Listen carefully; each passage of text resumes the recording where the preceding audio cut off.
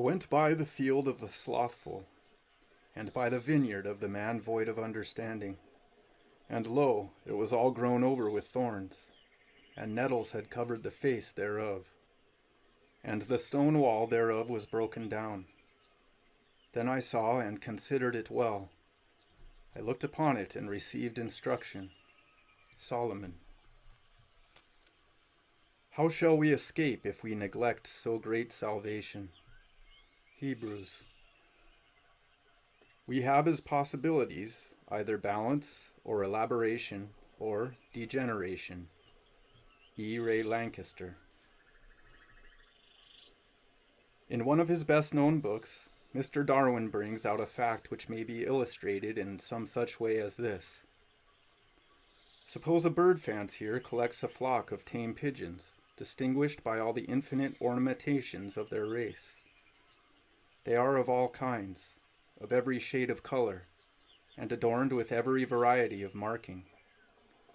He takes them to an uninhabited island and allows them to fly off wild into the woods. They found a colony there, and after the lapse of many years, the owner returns to the spot. He will find that a remarkable change has taken place in the interval. The birds, or their descendants rather, have all become changed into the same color. The black, the white, and the dun, the striped, the spotted, and the ringed are all metamorphosed into one, a dark slaty blue.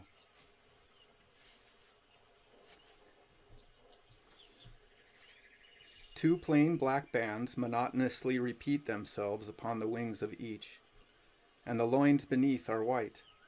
But all the variety, all the beautiful colors, all the old graces of form, it may be, have disappeared.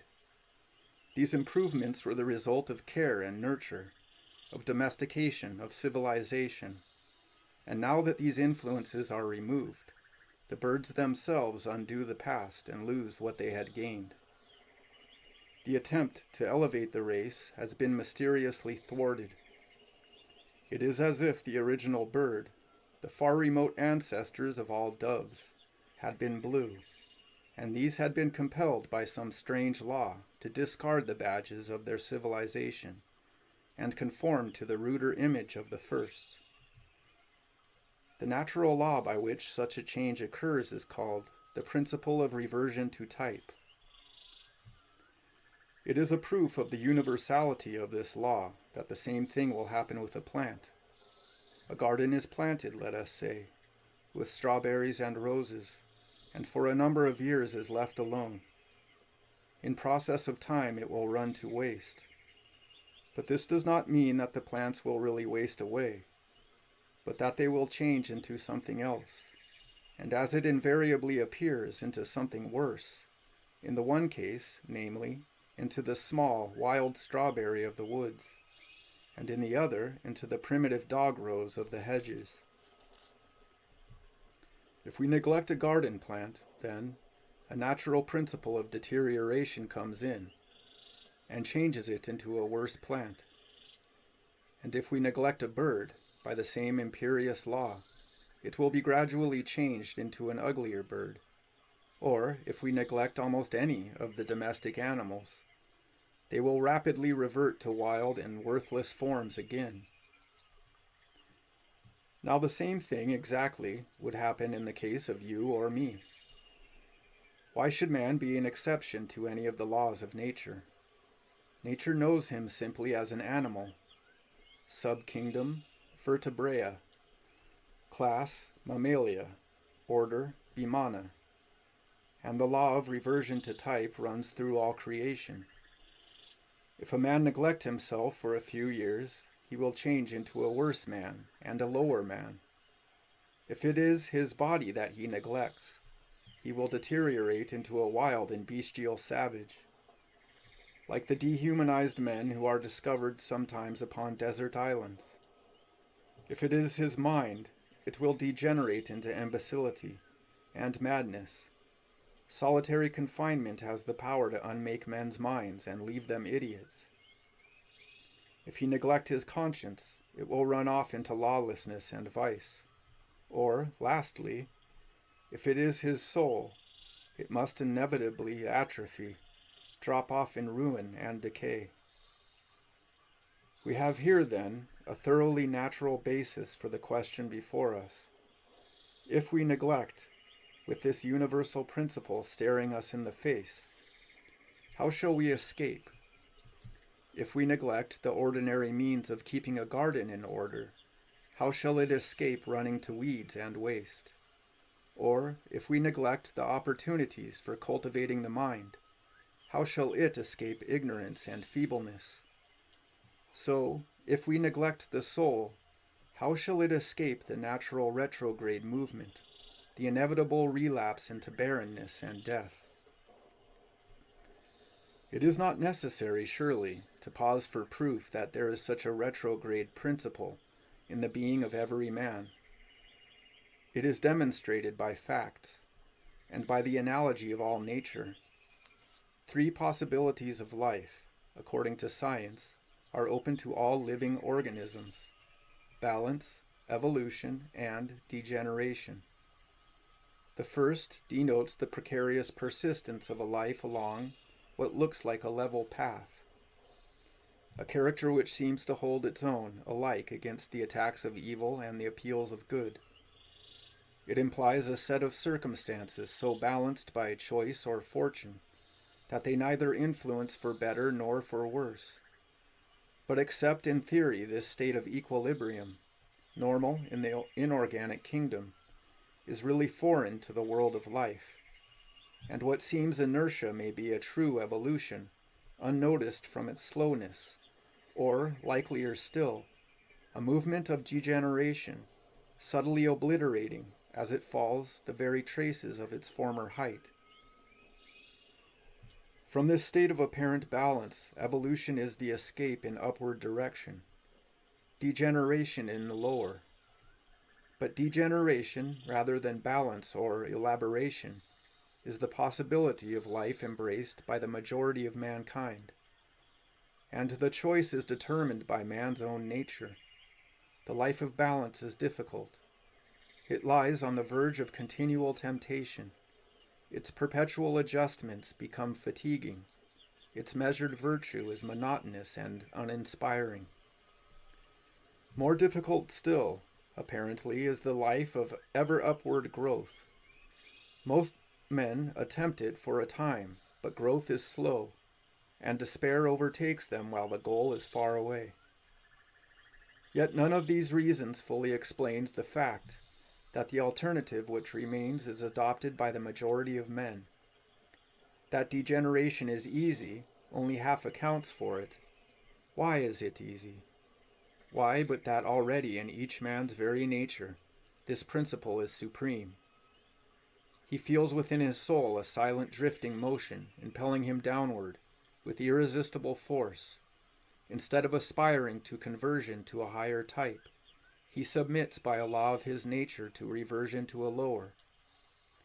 This is degeneration, that principle by which the organism, failing to develop itself, failing even to keep what it has got, deteriorates, and becomes more and more adapted to a degraded form of life.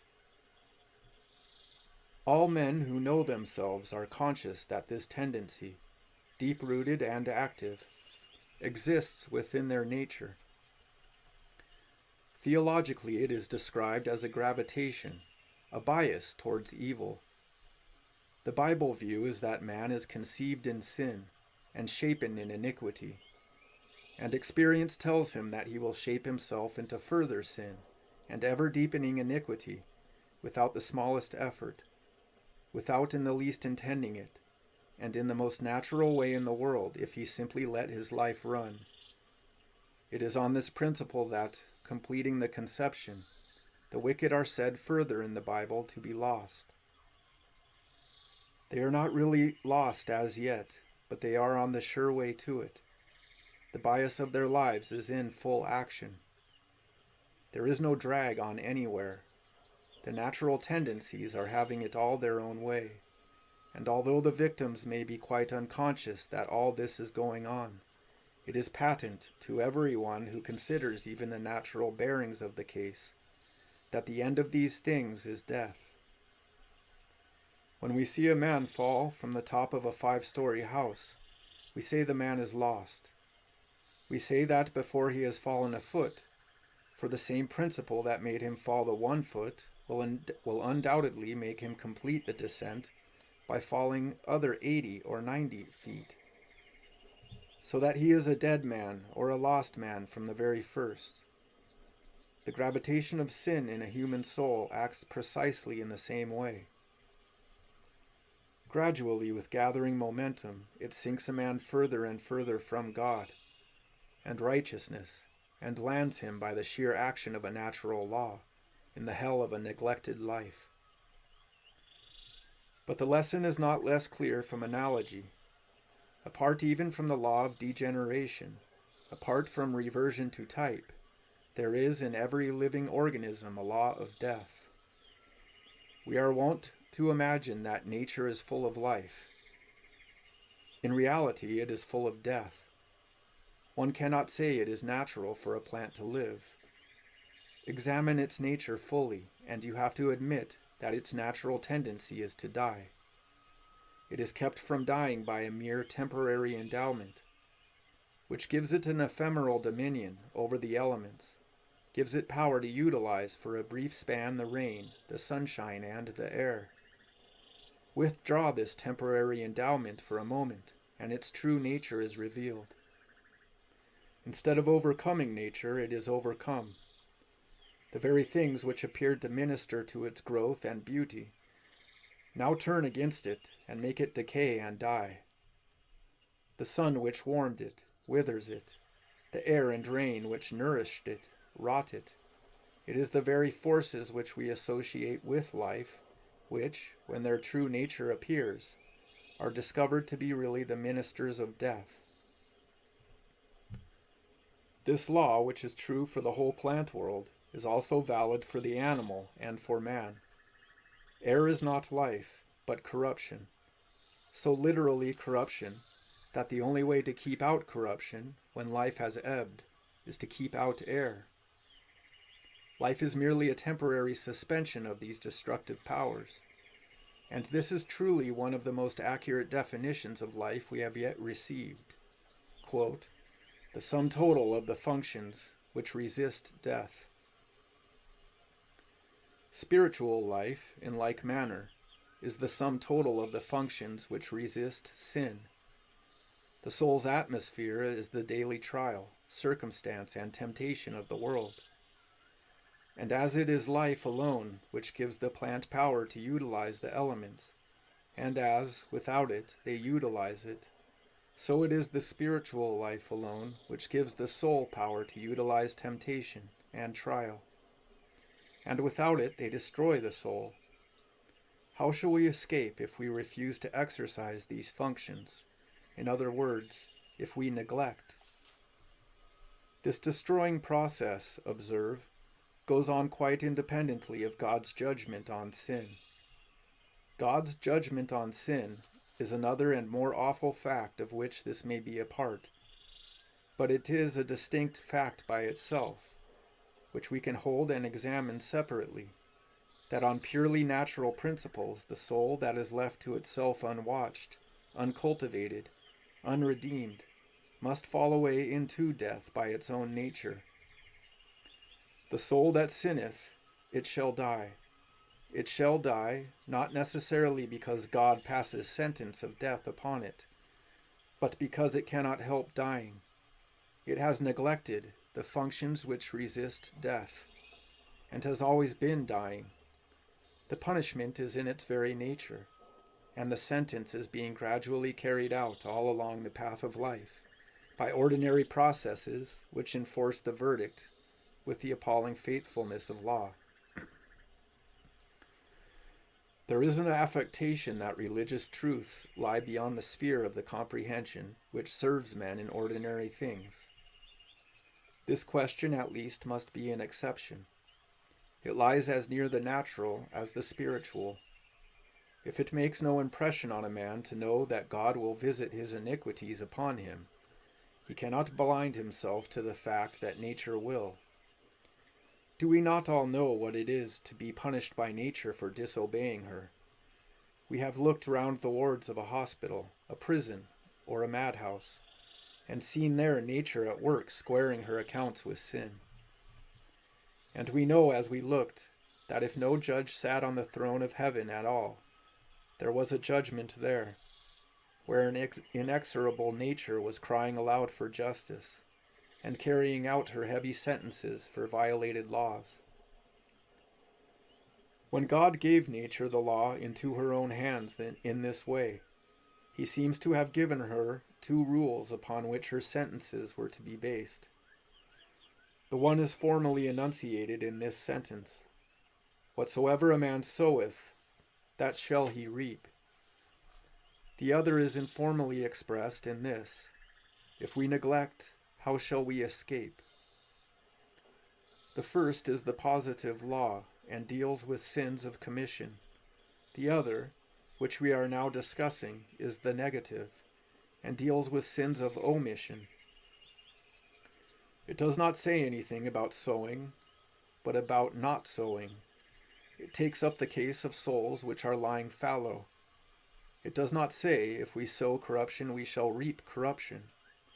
Perhaps we would not be so unwise, so regardless of ourselves, of public opinion, as to sow corruption. It does not say, if we sow tares, we shall reap tares. We might never do anything so foolish as sow tares. But if we sow nothing, it says, we shall reap nothing. If we put nothing into the field, we shall take nothing out. If we neglect to cultivate in summer, how shall we escape starving in winter? Now the Bible raises this question, but does not answer it, because it is too obvious to need answering. How shall we escape if we neglect? The answer is we cannot. In the nature of things, we cannot. We cannot escape any more than a man can escape drowning who falls into the sea and has neglected to learn to swim. In the nature of things, he cannot escape, nor can he escape who has neglected the great salvation. Now, why should such fatal consequences follow a simple process like neglect? The popular impression is that a man, to be what is called lost, must be an open and notorious sinner. He must be one who has abandoned all that is good and pure in life, and sown to the flesh with all his might and main. But this principle goes further. It says simply, if we neglect. Anyone may see the reason why a notoriously wicked person should not escape.